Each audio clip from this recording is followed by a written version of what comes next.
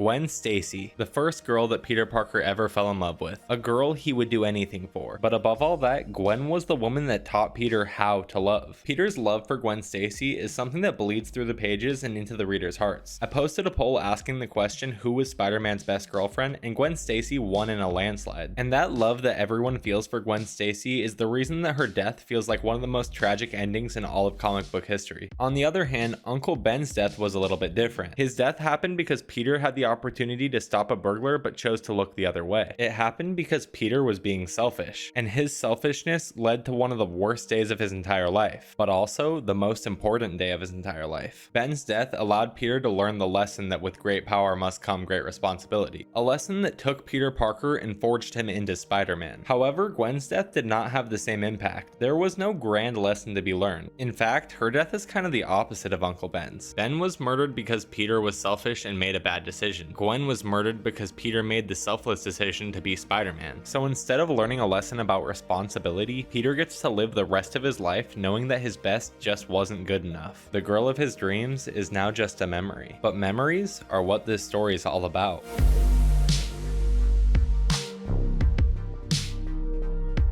Spider-Man Blue is a story that takes place years after the death of Gwen Stacy. It's set on a very particular day, Valentine's Day, and every year on this day he has one question that he asks himself. Why didn't he give her the attention she deserved while she was alive? And that question reminds him of something Uncle Ben used to say: youth is wasted on the wrong people. He then swings to the top of the Brooklyn Bridge, the place Gwen died. He has a rose for her that he leaves once a year. The rose is a way that Peter can make sure that he always remembers her. But notice something else about the rose. It's the only thing that's not blue. Personally, I think that it signifies a memory, the memory of Gwen Stacy. And the reason it has that beautiful, vibrant color is because that's how he remembers Gwen. While remembering her brings Peter trauma, it also brings back that feeling of love that they shared. He also remarks that nobody knows that he does this because he doesn't make a deal out of it. It's not something he does to make himself look good to other people, it's something he does to remember her. He states it was about remembering someone who was so important to him that he was going to spend the rest of his life with her. But unfortunately, he didn't know that it meant that she would only get to spend the rest of her life with him. But as Peter swings away, the wind blows the rose off of the bridge, falling to the bottom of the river the same way that Gwen did all those years ago. We then cut back to the beginning of Peter and Gwen's story. Tragically, it's a story that started the same way that it ended, with the Green Goblin. Please note that the blue text is Peter recalling these memories and the white text is what's actually happening in them. With that in mind, the Goblin is hovering above Peter, ready to kill him. But Peter, being the sly spider he is, manages to get the upper hand on the Goblin. We then see some panels that seem oddly familiar. The Gobby throws his pumpkin bomb towards Peter, and Peter uses his webs to catch it and throw it back at him.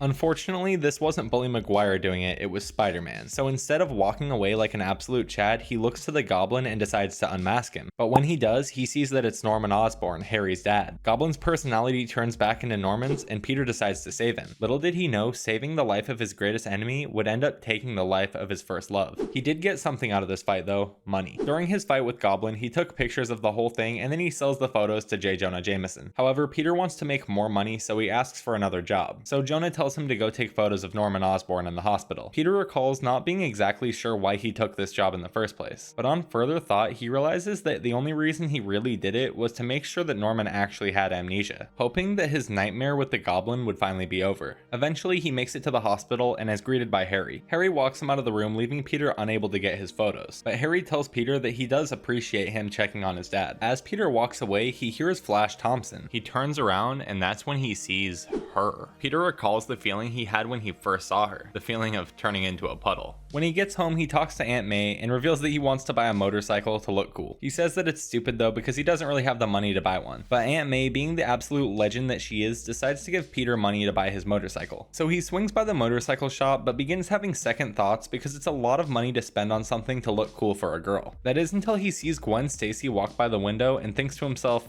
fuck it, then proceeds to purchase the bike. He walks out to speak to her and she asks him if it's fast, to which he replies, not too fast. Then she hops on the back of the bike and tells him that she likes it fast. All Peter can say when he looks back on this moment and remembers is, Gwen Stacy, all kinds of amazing. Peter goes home absolutely buzzing about the ride with Gwen, but Aunt May tells Peter that she wants him to meet someone. Then she opens the door to reveal none other than Mary Jane Watson. Together they go to the bar and meet up with Harry, Flash, and Gwen. Gwen looks back at them and tells Peter that she's cute. This whole interaction was super awkward for Peter, but luckily something happened on the TV. The lizard is attacking the city, which gives Peter the perfect opportunity to leave, telling everyone that he needs to take photographs. But MJ, being the crazy girl she is, decides to go with him. When they finally get there, MJ serves as a diversion and allows Peter to get past the police barricade. He suits up as Spider-Man and starts throwing hands with the lizard. Lizard manages to get away, but Peter gets some great shots and MJ decides to give him a kiss on the forehead. This starts really scrambling his brain because he's not used to having any girls that want to talk to him, let alone two at the same time. A couple days later, he manages to find the lizard again and beats him down in a fight, eventually even finding a way to cure him. After a long couple of days fighting then curing the lizard, Peter goes home to find Harry Osborn on his porch. Harry tells Peter just how much it meant when he went and visited his dad Norman in the hospital, so he asks Peter to become his roommate. At first he's a little dumbfounded, but eventually agrees. But before he can move in, he has to break the news to Aunt May. May's not upset with Peter, but she asks him if it's okay that she has Mary Jane's aunt move in with her, so she could have at least someone to keep her company, to which Peter says that's fine. When Peter recalls his conversation with May, it makes him think about how frail she looked back then, comparing it to how strong Gwen looked at the time. Looking back on it now, he never thought in a million years that he would be burying Gwen before May, saying that it's just not the way life's supposed to work out. Unfortunately though, it's the way that it did. A little while later, when MJ's aunt's moving in, he sees MJ again. She was hanging out with Harry and Harry invites them to a party at their new place. Later on, he swings to the party but gets stopped by the young Vulture. Peter basically gets curb stomped and ends up falling all the way down onto the rooftops in New York. And as he laid there beaten and broken, the only thought on his mind was how he let the gang down. That and what Gwen would think of him for being late. He eventually makes it in and just asks Harry where his room is. So Harry shows him where it's at and Pete basically goes straight to bed. The fight with Vulture really weakened him and laying on the frozen rooftops of New York caused him to get sick. Luckily for Peter, MJ swung by to make him breakfast in bed. Then Gwen comes by to make sure he's okay too. But Peter has literally no riz and tells them both that he needs to get some rest. But as he's sick lying there in bed, he sees the two vultures fighting outside his window. Peter suits up and prepares to fight them both. But looking back now, he has some regret about this moment. They were just out there fighting each other, doing nothing to him or anyone else. And all he really wanted to do was spend time with Gwen. But him being Spider-Man gets in the way of that, so he puts on the mask instead of being with Gwen. Spider-Man begins to fight with the vultures and manages to take them both out. He makes his way back inside his apartment to find Flash telling everyone that he's going to join the military. In celebration of Flash making a career change, they decide to throw him a party. But in an attempt to kill Spider-Man, Kraven comes in and grabs Harry. Peter says that he later found out that this was all because he loaned him his aftershave. Anyways, he suits up as Spider-Man, finds Kraven, and beats him down like the others. After this, Norman sees Spider-Man and thanks him for saving Harry. Harry hugs his dad and together they look out at the New York skyline. But in totality, when Peter looks back on this time period of his life, all he can think about is how much time him being Spider-Man took away from his family and everyone that he loved. But back to that night, when he eventually made it back to his apartment, Gwen was waiting for him, and she asked him the question that started everything. Peter, will you be my Valentine? But before he can even answer, she gives him a kiss. Looking back at that moment, he speaks directly to his memory of Gwen and tells her, "That's when you had me, Gwen Stacy,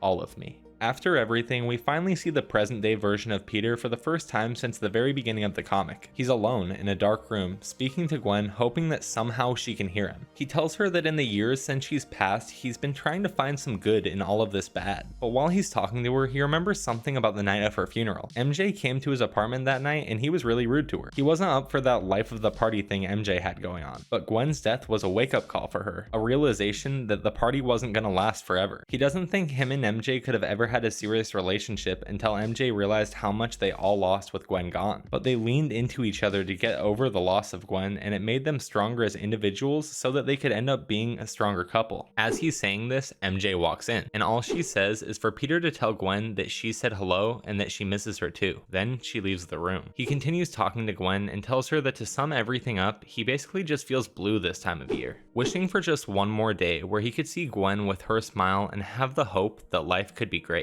Turning off the tape recorder, revealing that every single issue of this series was just one tape that he left for Gwen. I really hope you guys enjoyed this story as much as I did. I definitely think it's a little bittersweet, but it's also something that can inspire some form of hope. But let me know what you guys think. Also, if you guys enjoy my content, I'd appreciate it if you liked the video as it supports me and allows me to keep making more. Have a great rest of your day, and I'll see you guys later.